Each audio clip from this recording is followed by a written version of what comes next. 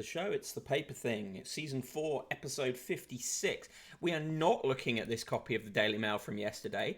No, we are not. It's just sat there unchanged. But we have got today a three-paper show, and it is a magazine special with When Saturday Comes as our guest magazine today, the football magazine that's actually half decent. That is going to be our magazine special, which we will start with.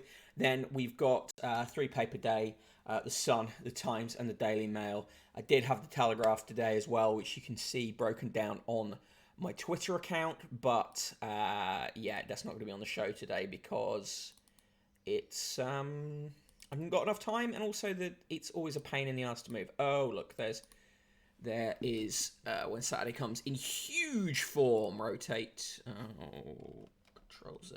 This is the one I want to rotate. Hey, Studying Fangirl, how are you doing? Good to see you. What's occurring? Whoa, there I am. Whoa. I hate when it does this. It loves to do this. And then when we switch to the newspapers next, the newspaper will be tiny because I don't know why.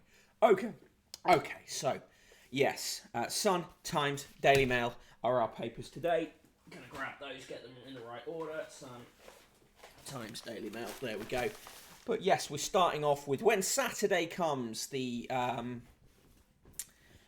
football magazine, which is actually not rubbish. Yes, I'm just doing a lot of ers today, aren't I? Started late as well. Right, let's get started. Front page of When Saturday Comes. The main story, England confusion.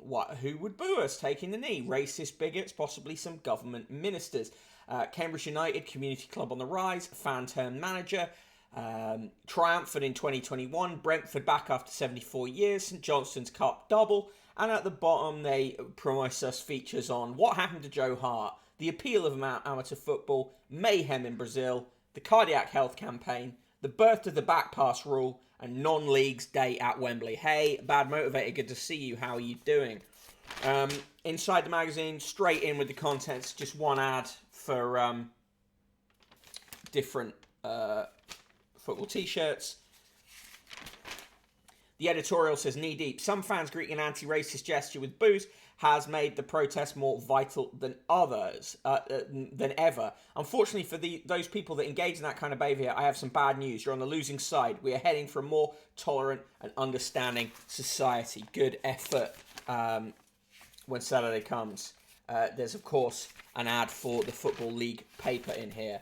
In TV Watch, they review various games, talking about Villarreal beating Manchester United in the Europa final was a treat for anyone except United fans, and BT Sports commentary team once again failing to understand why fans watch their channel. Ian Darke and Robbie Savage believe the hilarious defeat of a European Super League club who should have been disqualified was a bad night for English football. It's a fatuous view which encapsulates why a Super League will doubtless be raised again before the Qatar World Cup kicks off. Parallels between Villarreal's victory and Alex Ferguson's management flourishing with Aberdeen's 1983 Cup Winners' Cup win over Real Madrid are obvious. The win featured in a glut of documentaries about United, peculiar focus for TV channels given the club is now a third of the way into another 26 years without a title.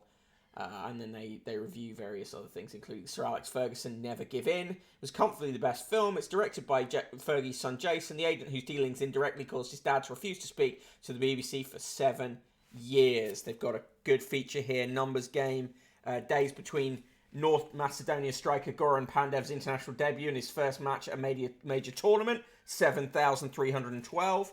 Number of Venezuela players and coaches who tested positive for COVID-19 day before their 3-0 defeat to Brazil, 12 and 0. No Liverpool or Man United players were in England's starting 11 against Croatia for the first time at a tournament since 1992.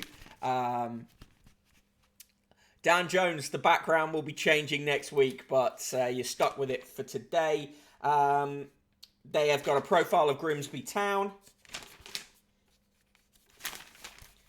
A cartoon about what would happen if Spotify bought Arsenal, which is quite funny.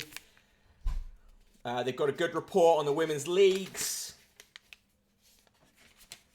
A good side panel on quotes from various people. Gareth Southgate says England players will continue to take the knee after some of the crowd booed it at their match against Austria. We accept there might be an adverse reaction and we're just going to ignore it and move forward, he said. And he was right to do so. A really fun spread on Denton Town versus Winnington Avenue, June 2021. Cheshire Football League second tier. Proper community football here. Look how close their pitch is to the back of these people's houses. Yeah, When Saturday Comes is a good magazine for this, Stadium Fangirl. It actually does cover women's football. They obviously have an ad for the When Saturday Comes podcast, which is good. Wake up, sheep. It's time to uncover the real truth behind some of Premier League's biggest transfers. Recently, I found myself watching a film in which an earnest middle-aged man explained that Paul McCartney had died in a car crash in 1966 and had been replaced by a Glaswegian orphan named William Shears, who was taller than the original Paul and had, photographic analysis apparently showed, differently shaped ears. I didn't get to the end of the film, so I can't tell you who was responsible for the conspiracy, though based on the experience, I'd say it was most likely them. Surprisingly, beyond the usual banal, the media all hate United, City, Chelsea, whoever, football remains strangely free of genuine convoluted conspiracy theories. Perhaps that's why Sir Alex Ferguson always likes to carry a well-thumbed copy of the Warren Report around with him. It's funny. Double feature. St Johnson's commitment to financial stability has been rewarded with 2 trophies in the cabinet. So there's a feature on them. With a new stadium, ambitious squad and driven manager, Brentford are up for the next challenge. What I love about this, is it's still fundamentally a zine, designed like a zine. A football-wide boycott has little effect in stemming the flow of racism across social media platforms, writes Gary Andrews. In the run-up to the boycott, it seemed as if a united front across the sport might make some difference. Sadly, didn't really, as we found subsequently. Obviously, this magazine came out before the racist abuse of the 3 England penalty takers who missed Rashford, Saka, and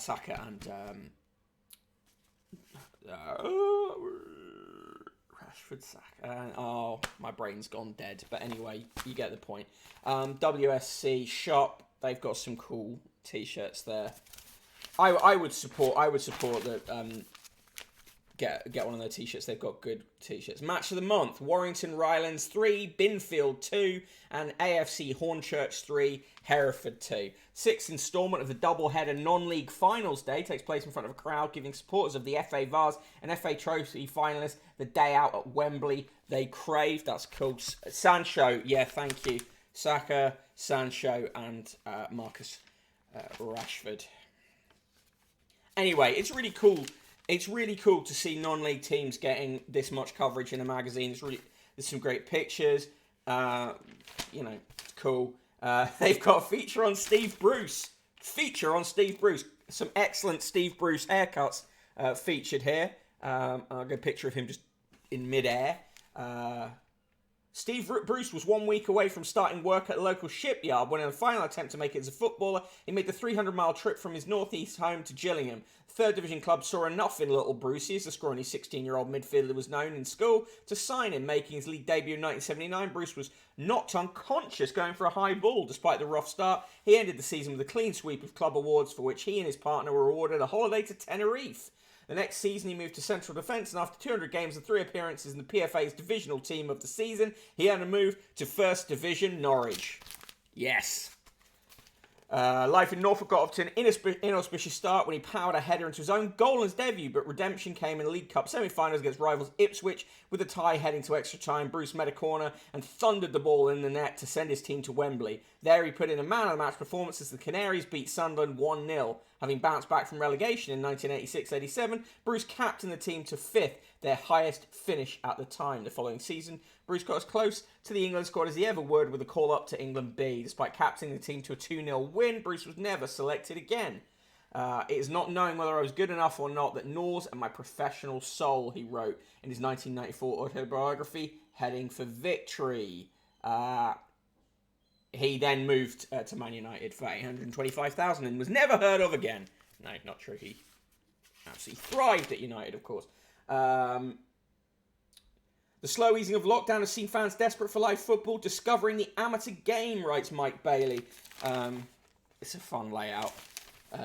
Poetic license reports from all levels of the game in Suffolk's Saturday football paper often made for interesting, if biased, reading. Like most towns, Ipswich had a Saturday night football paper, the Football Star, which from the 60s followed a move to using green newsprint, became the Greenan. The paper ran for 85 years and was last printed in 2008. The Greenan survived, but only in online form. Most preparation for publication was done throughout the week, with match reports hastily added on Saturday afternoons, so the edition hit the streets early evening. Around 9,000 copies were sold every week, and thousands more if Ipswich had won.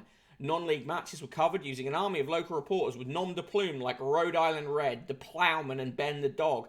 During the late 1960s, the upsurge in the number of Sunday leagues saw a great increase in writers recording the exploits of teams representing pubs, works, and nearly every village. Most teams had someone who could pull a few words together. One pub team, Olive Leaf FC, known as Olive Leaf Heavies, had a very imaginative reporter whose accounts became less factual and more poetic over the years.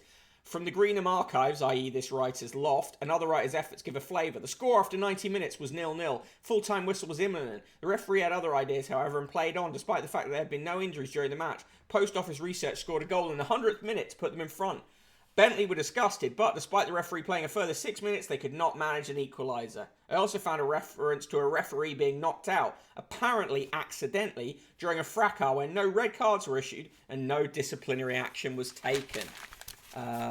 Hey Guybrush, how you doing? I thought you would enjoy this this deeply, as you say, deeply erotic backdrop. We're currently looking at When Saturday Comes magazine in our paper review. There's a good now they go to world football coverage of Portugal, Brazil. Love the headline, Brasnek. The late decision to host the Copa America backfired on its mastermind, who now faces rebellion. Joe Hart, backbencher, discarded by club and country. Joe Hart's career has ground to a halt when he should be at his peak. So, yeah, there we go. Menu development. Finding yourself in posh seats is a minefield of dress codes, canapé etiquette, and celebrity encounters, and maybe even watching some of the game. This is Sean Delofre writing about having been in the posh seats a bit and it being kind of a weird experience. I don't think the posh seats is the best way to experience football. Probably the best way to experience cricket, because cricket's very boring and it gets you closer to the cakes for a longer amount of time. Anyway, you can get a complete year's subscription to When Saturday Comes for just $22.99 or 3 months for $6.99. That's the digital subscription. The print subscription costs 38 quid. There's a nice feature on team spirit at Cambridge United, including this picture of their team photo from their inaugural season in the 70s in the Football League. Lots of excellent football 70s football haircuts there.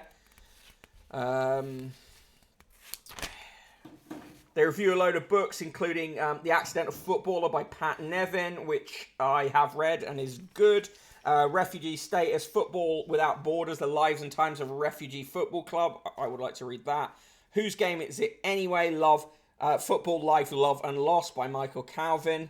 Which includes a good picture of Elton John at Watford. Guy Rashtuka, best way I've ever watched cricket is on my mate's balcony overlooking the pitch. Got absolutely smashed pretending to know what the hell was going on. A+ would recommend. Dan Jones 3142 says big up. Mark Bonner. There's a nice feature, single page feature on the history of the back pass rule. Back in time, 3 decades on from a key law change that was intended to create more goals, it has fundamentally shifted the role of the goalkeeper. Again, just very interesting feature and doesn't overstate its welcome. Lots of good letters in the letters pages. No mad people, just good solid letters. They do two double spreads of letters. And then in the back page, Primera Division 1999 to 2000. Talk about the story of that division at that point. And which players went on to bigger things and who disappeared from view. Yu-Gi-Oh! Says the best way to watch cricket is to listen to the 12th Man comedy audios instead. Okay. Right, so that was When Saturday Comes. It is £3.95. Not cheap, but not that expensive. Pretty cheap if you get it on a subscription. I think it is. It well outstrips its own strapline, the Half Decent Football magazine. It's a really good football magazine that actually writes about football rather than, you know, celebrity or like what the writers think more than what's actually happened. It's a really good magazine, and really still really a zine in many ways.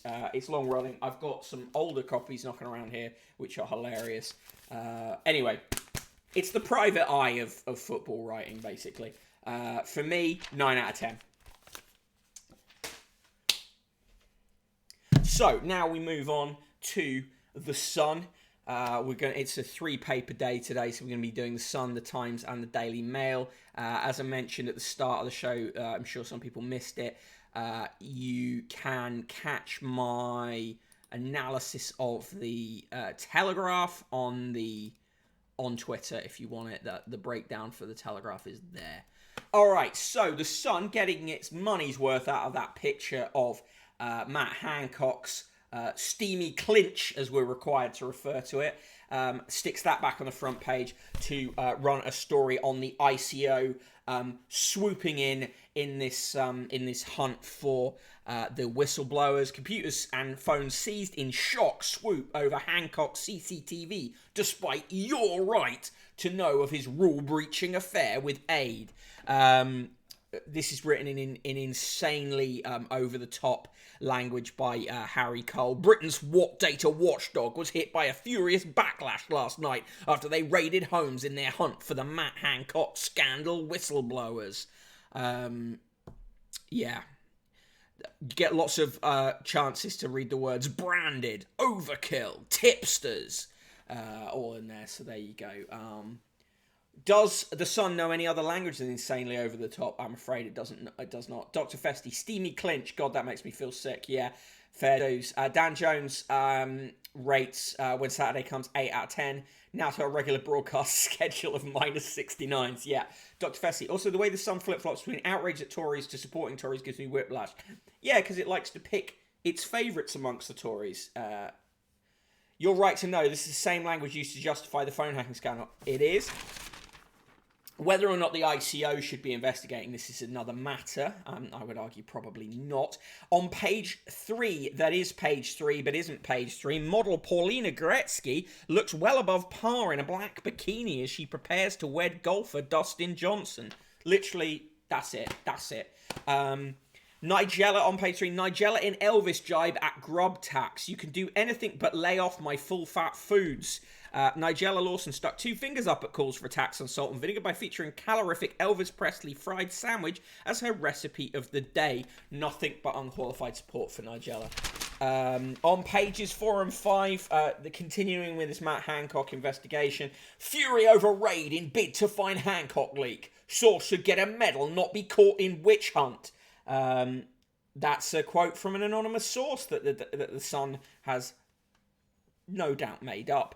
Elsewhere, on page 5, grieving relatives who lost loved ones to COVID branded the ICO witch hunt for the Matt Hancock whistleblower a slap in the face.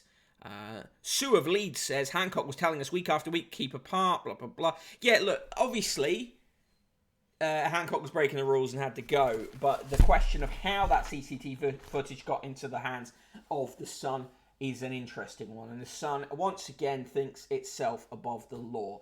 On page 6, carrier number 2 in COVID hit after booze run. A second Navy aircraft carrier has been hit by a COVID outbreak after sailors were allowed to go boozing in the Med.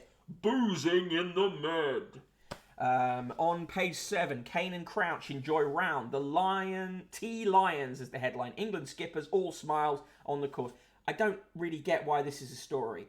Harry Kane went golfing with Peter Crouch. Do we need photos of this? No.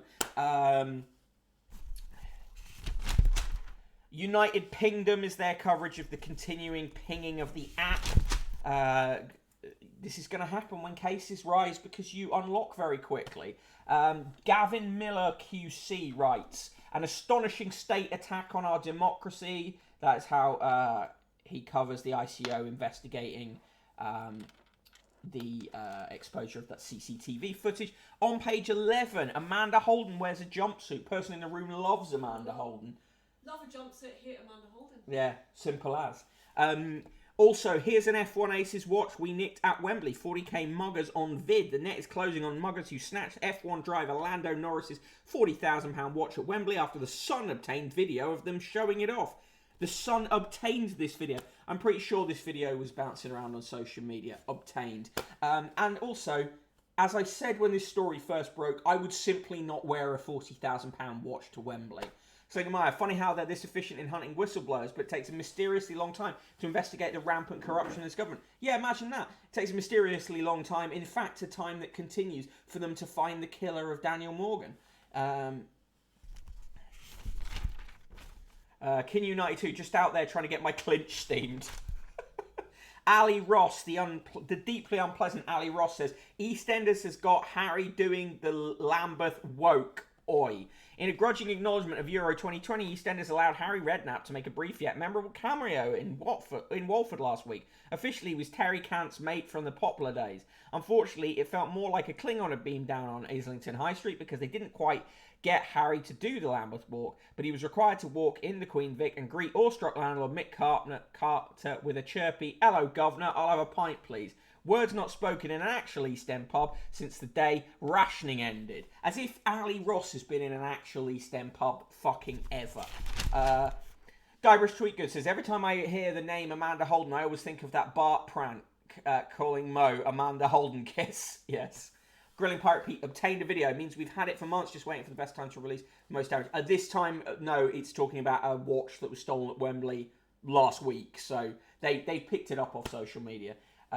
After those boring BAFTAs and underwhelming Brit Awards, can we get that old showbiz swagger back? Yes, we can.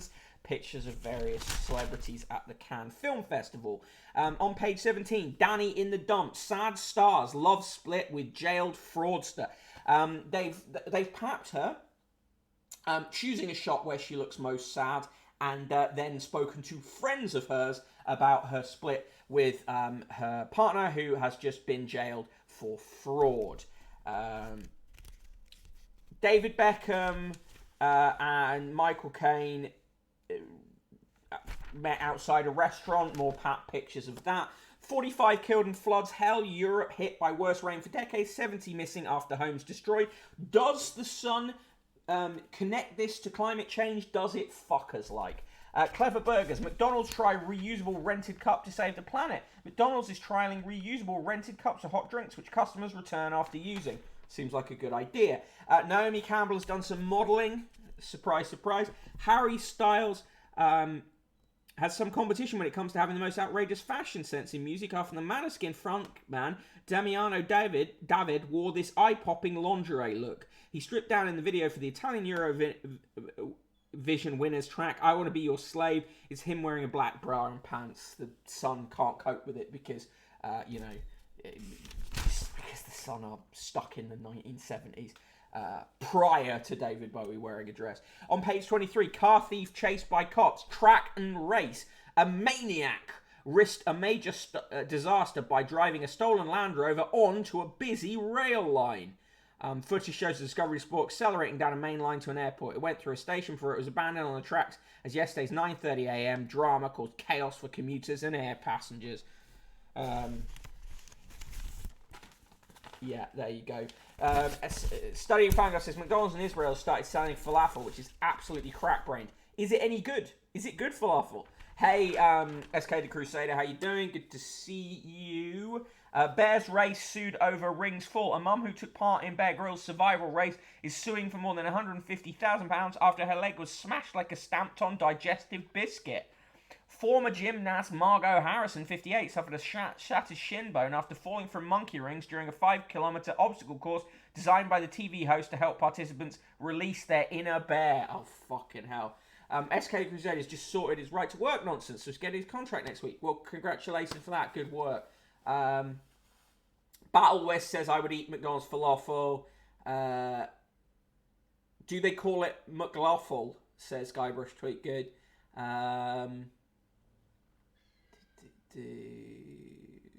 Studying fan go, of course not. It's disgusting. Okay. Martin Luther King said rioting is a language of the unheard. We were the unheard. Say people who were involved in the Brixton riots. Yeah, interesting how the Sun covers history versus, events that happen now. Look at its treatment of black protest now versus its nostalgic treatment of black protests from the past. SK says, also, make sure you'll tune in tonight at 6 for his stream, because he was doing a very important announcement about the future of the stream before we do the Abyss stuff. Okay, people, tune in. 6 o'clock for SK stream.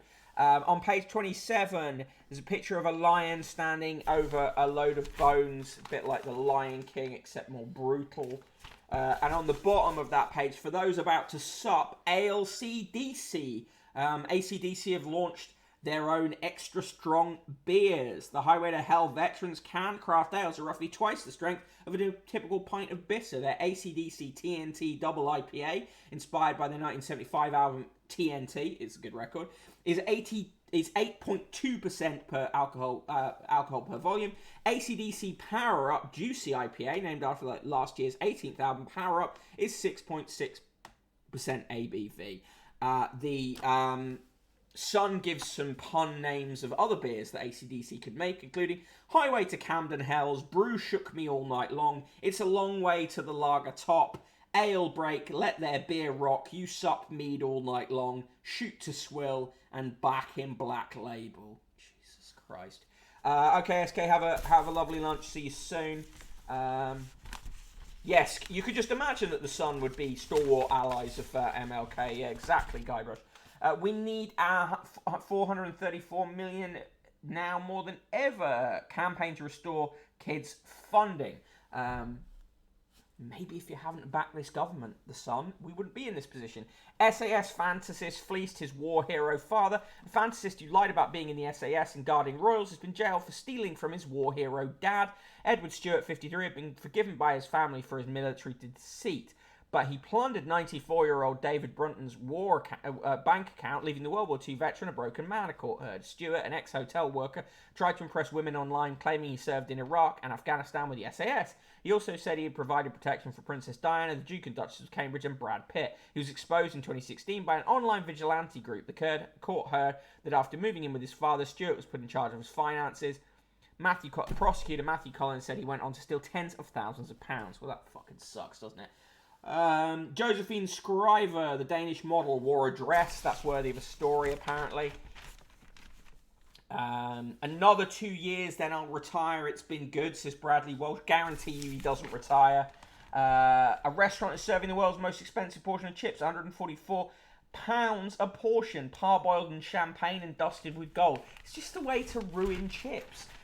Grilling Pirate Pete says, considering Bon Scott died of alcoholism, AC/DC releasing their brand of beer is pretty bad taste, kind of like Nirvana releasing a brand of shotguns. Yeah, it is a bit. In the TV, they reviewed Can I Improve My Memory and thought it was alright. Tonight TV, they recommend Apocalypse Wow, ITV2. Scarlett Moffat being sent flying by a giant wrecking ball. Bobby Norris nearly having his eye taken out by a whip while trying to light a candle. This wacky new game show is like anything you've seen before. Wacky. Anything described as wacky can go fuck itself. Michael Ball's Wonderful Wales is on again if you're into that. As Gillian Anderson ditches uncomfy bras, Claire Dunwell writes in Fab Daily to separate boob fact from fiction. Is it true that boob size changes with the weather? It is true. Is it true you can't sleep in a bra? False. Bigger busted women can find sleeping braless uncomfortable. A well-fitted bra could save your life. True. Getting any concerning changes checked out early is key to blah, blah, blah.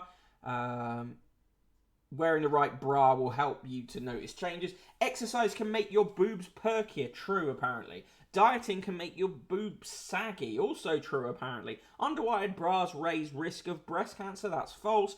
Sleeping on your tummy is bad for your boobs. True, apparently. And wearing the wrong size bra damages boobs. Also true.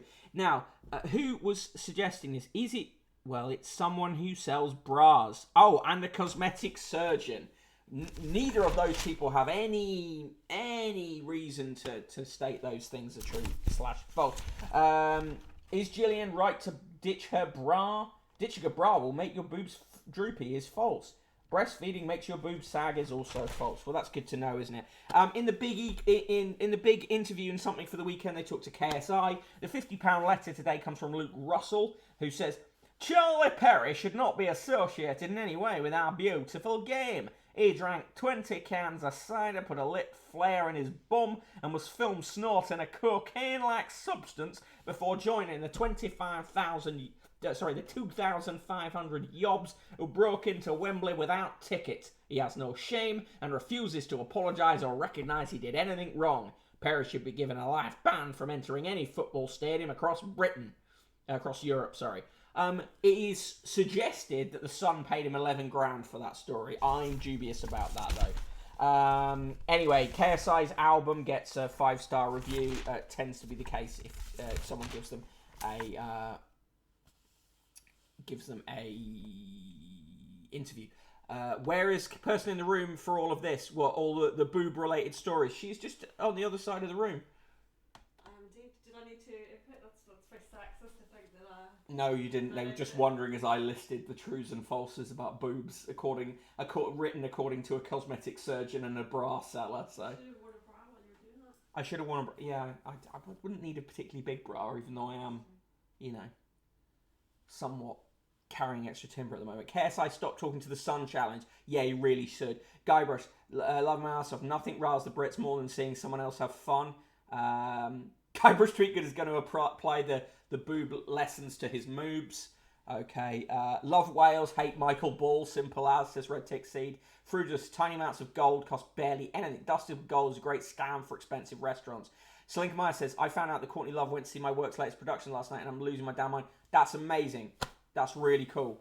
Satan's Nips 666. That Boris though. Yeah, I know. And if you look closely, you'll see little Michael Gove is involved as well. They're still trying to get you to buy a share in a race course. This race course is Darling Maltakes. An 8-year-old exciting racehorse, it says. And on the back page of the Sport, Bry Baby, DeChambeau called a brat by sponsors. Bryson DeChambeau was labelled stupid and accused of being a brat over his open outburst. Number 6 sparked an angry backlash from sponsor Cobra after whining about his driver. DeChambeau trails leader Louis Osterhuizen by 7 shots following a frustrating first round 71. The angry American says, that driver sucks. It's not the right decision, unfortunately. It's not the right design, unfortunately. Fuck him. Saka said he knew he would be abused after missing the penalty, which is just deeply sad. And Deal Madrid. Ole's £50 million bid for Real's Varane. United close on Atletico's Trippier. Satan Nips 666 says it's only a matter of time where KSI starts getting called out in the media for all the mad stuff he did in his early YouTube days. Yeah, it's true, although he kind of has done the apology round on those, so I think that'll save him a little bit. Tara writes this, lol, KSI is a piece of shit and there's no way his album is good. He's featured on a couple of okay tracks, but in general his own songs are not great. We're going to move on to the Times now, and then we will finish with the Daily Mail, our last cursed paper of the week. Do give me your scores for the Sun, and I'll just do a quick roll call as well.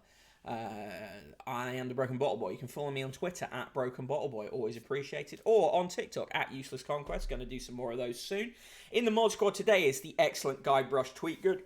And in the chat, Aiton, Bad Motivator, Battle Whisk, Chris McRae, Commander Root, Dan Jones 3142, Dr. Festi, Frugilus, Glycolic Moment, Grilling Pirate Pete, Industrial Pet, Kin 92, Chronotherm, Amiga Jeppe, Red Tick Seeds, Satan's Nips 666, Salinka Meyer, Shlomo Sharf, Storm Poster, Studying Fangirl, Torms, Terror Rights, Royal Flush, V&K, Virgo Pro, Zippy Shavit, Zoe Brings Bacon. Always good to see you all. Thank you for being here on this Friday show. Frugilus gives the Sun a poop out of 10. Slinkermeyer in with the double negative nice. Dr. Festi in with the triple negative nice. And away from... So brings Bacon away back to you. And Guybrush Tweetgood gives the Sun arse flare out of 10. Right, now we're on to the Times, front page of the Times. Cool Britannia, rebirth of the proms. The proms will never be cool. You can never persuade me that the proms will ever be cool. They've got their property pull out for the insanely rich. How one couple created their dream home. I cannot tell you how little I give a fuck about that. At the top of the page, permanent move towards cafe culture in Britain's town centres. Try that in Rotherham, honestly. Like, fucking this, they do year after year, decade after decade. We get this shit about how they're going to bring in cafe culture. The climate doesn't work. But you know, if they keep takeaway pints going, it's not really a bad thing, is it? On the right hand side, England star attacks tech firms over racial abuse. This is reporting on Bukayo Saka's comments. Saying that he expected to be abused and he feels that the social media companies don't do enough to stop abuse, which is true. Main story, Johnson backs new tax to transform social care. Chinny reckon. They keep saying that his social care proposals are going to come out. It's coming up for 2 years since he entered Downing Street, promising on that day to have a plan for social care. Where is that plan? It's not there because he hasn't fucking got one. And they may be scrabbling around in number 10 for one, but I doubt it's going to arrive. Hello, Basil Benson, good to see you. And of course, the main picture is more than 50 people have died after rivers in Western Germany burst their banks in heavy rain. Up to 70 are missing in the village of Schuld. Again, the climate change aspect of this, very underplayed. Grilling Pirate Pete, question from an American. Poll release recently says that only 21% of Americans believe newspapers and 14% believe broadcast news. Is it just as bad in the UK? Yeah, pretty much. Yeah, pretty much. Red Tick Seed, takeaway pints, or as I like to call it, a can of beer. Yeah. Inside on page 3, new graduate is an old master at 96. A painter who studied fine art course has become the UK's oldest graduate. Netflix presses play on video games. Netflix is going to start streaming video games. I'm dubious about this. Streaming of games often doesn't work well. Baz Benson can't stay because I'm doing stuff. Just want to say thanks for mentioning Dawn this morning on the newsletter. Was first I had heard about it. Incredibly sad news. Should be sorely missed by all. Yeah, absolutely horrendously tragic news yesterday. Hearing of the death of Dawn Foster at 34. I knew her a little bit. I wasn't as close to her as some people. Certainly not a close friend, but I did know her, and she was an excellent and brave journalist. And it's deeply sad that she's passed away at such a young age after, struggling with health conditions for a very, very long time, and drawing attention to those health conditions in a very forthright way. Anyway, moving on. 6 weeks to find alternatives to Trouble's prosecution ban. I don't think that's going to happen. On page 3, Phoebe Waller-Bridge and Harrison Ford's body double filmed a chase involving a horse and a motorbike for the 5th Indiana Jones movie in Glasgow. Tom Kitchen, Michelin star accused of humiliating and abusing staff, basically just says, yeah, I run a tough kitchen, deal with it, which is just ridiculous. Baz Benson, still on Dawn, yeah, she was fucking great in print and on Twitter, agreed. Pistols drawn to get Johnny Rotten's songs. 2 members of the Sex Pistols are suing John Lydon over the use of the punk group's songs in television documentary directed by Danny Boyle. It's not a documentary, it's a docudrama. Why can't the Times get basic details right? I know, because they don't give a fuck. Lydon, Johnny Rotten in the band's 1970s heydays, tried to block the Pistols' back catalogue from being used in a 6-part TV series scheduled for broadcast next year. Pistol, which is being directed by the filmmaker behind Trainspotting and Slumdog Millionaire, is based on the 2016 memoir Lonely Boy Tales from a Sex Pistol by Steve Jones, the guitarist. Right, yeah, and Jones and Cook are trying to force Lydon to allow the songs to be used. On page 6 and 7, PM will put a mayor in every county to level up the nation. Meaningless.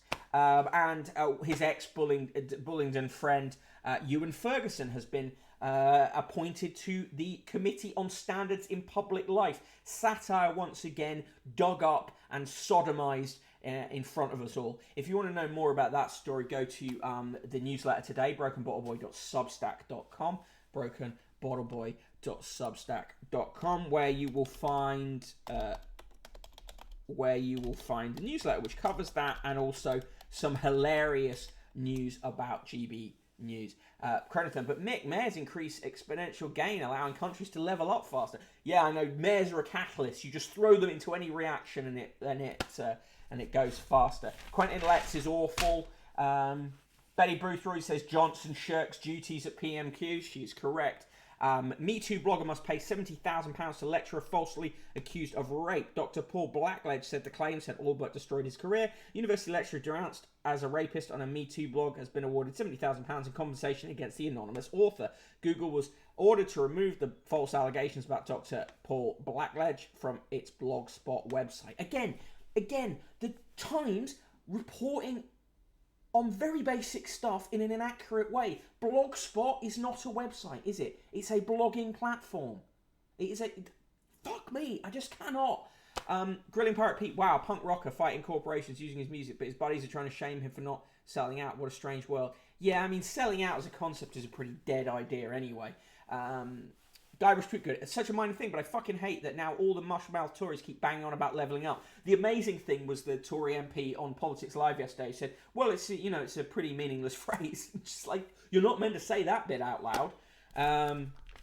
Landlord hands crime agency £2 million. A wealthy landlord accused of using cannabis cultivation and money laundering to finance his property empire has surrendered £2 million to the National Crime Agency. Richard Leahy owns 43 properties across London and Kent, but had his assets frozen by the NCA after it was alleged that he was involved in mortgage fraud and tax evasion. Leahy told the High Court that he'd bought the properties worth a total of about £17 million legitimately via gifts and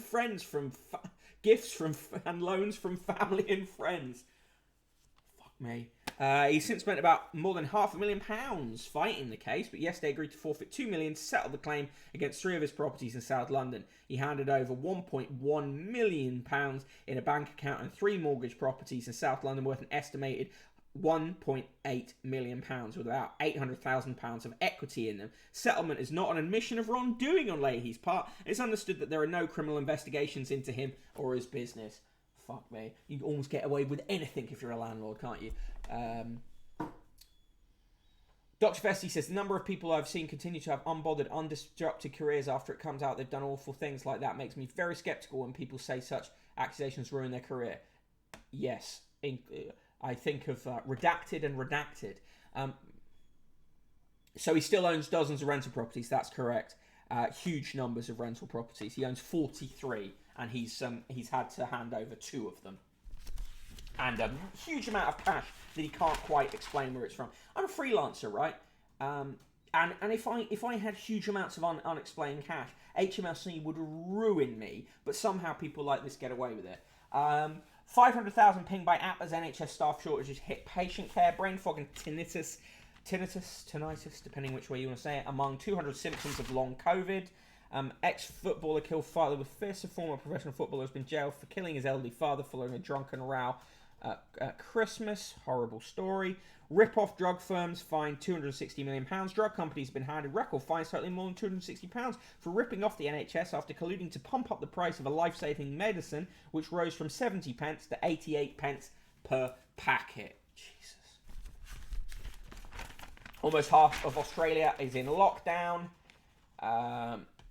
Team GB will take the knee at the Olympics. The Sussexes say they're not going to have any more children. Police chiefs want criminal inquiry into the Hancock leak. Former Chancellor is back in business with social housing firm. Lord Hammond of Runnymede, the former Chancellor, has gone back into property, setting up a business with a former Conservative political strategist who masterminded Boris Johnson's Labour victories. He's working with Linton Crosby on an enterprise that would lease homes to local authorities with sources of social housing. That's what we need. More slum landlords. Of course he's not a slum landlord. We don't know yet. It's not happened yet. So could be brilliant. But remember, this is also a man who's just been approved to advise the Saudi government. Guy Rushford, congratulations, Mick, for pulling in a consistently bigger audience than GB News. That's right. My audience is regularly above 0. No, Red Tick, I realised that wasn't directed at me. Facebook has axed a team over far-right data. Facebook has disbanded one of its teams after the data they produced suggested that far-right commentators outperformed all other users. Best solution, isn't it? Just go... Turns out that our platform is a cesspit of right-wing bullshit, and these people keep revealing that. Best thing to do, get rid of the people who reveal that, not fix the problem. Online fraud will turn toxic for the Tories, says James Forsyth. Yeah, all right. Emma Duncan says, if we want clean rivers, we'll have to pay for them. No shit. What we really need to do is get water companies to actually behave properly, which is not going to happen. Why do we have privatised water companies? Of all the things, when you look at something, it's a public good. It shouldn't be privatised. There shouldn't be private water companies. It's madness. Gerard Baker says it's absurd to paint US voting laws as racist. It is not. Constantly gerrymandering for racist reasons. In the birthdays today, Jenny Russell, the Times journalist and columnist, is 61. Gareth Bale, the Real Madrid and Wales national player, is 32. Keith Barr, chief executive of Intercontinental Hotels Group, is 51. Vernon Bognador, the emeritus professor of government, University of Oxford, 78. Don Cameron, the balloonist, the first to cross the Alps and the Sahara by hot air balloon, is 82. Lorraine Chase, the actress, is 70. Stuart Copeland, the drummer in The Police, is 69. Nice. Margaret Court, the tennis player, former world number one and three-time Wimbledon singles winner, is 79. Will Ferrell, the actor, is 54. Lord Frank Field of Birkenhead, boo, is former MP for Birkenhead until 2018 and independent until 2019, is 79. Michael Flatley, the dancer known for Riverdance and Lord of the Dance, is 63. Jacqueline Gold, chief executive of Anne Summers and Knickerbox, is 61. Shirley Hughes, the children's author and illustrator, is 94. Michael Indurain, road racing cyclist, five-time winner of the Tour de France, is 57. Professor Anthony Julius, the solicitor deputy chairman of the law firm Michon de Rea, is 65. David Kunst, the first person independently verified to have walked around the world, is 82. Joanna McGregor, the concert pianist, is 62. Sir James Macmillan, the composer, is 62. Ross McEwen, the chief executive of the Royal Bank of Scotland Group until 2019, is 64. Professor Francis Spalding, the art historian and critic, 71. Johnny Vaughan, broadcaster and journalist, 55. Baroness Diana Warwick of Undercliff, the chief executive of Universities UK until 2009, is 76. The Right Reverend Andrew Watson, Bishop of Guildford, is 60. Jim White, the Sky Sports presenter and face of football transfer deadline day, is 64. Lord George Young of Cookham, the Conservative MP for North West Hampshire until 2015 and the Transport Secretary until 1997, is 80. Pinchas Zuckerman, the violinist and conductor, principal guest conductor of the Royal Philharmonic Orchestra, is 73. On this day in 1439, Henry VI was banned kissing, then a ritual method of greeting in England to prevent the spread of the Black Death. The last word today comes from Nan Shepherd, the writer, in the book The Living Mountain. Often the mountain gives itself most completely when I have no destination, when I reach nowhere in particular. Moving on,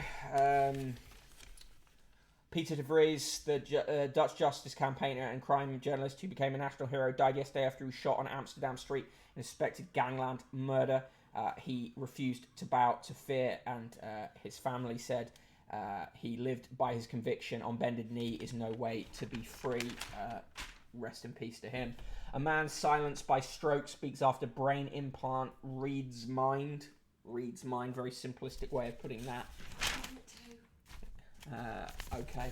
Right, I'm going to have to do the back half of the Daily Mail. In the Times 2 arts, the proms must go on, meet the young stars of this year's Classical Music Festival. And in the sport, DC DeChambeau like a child.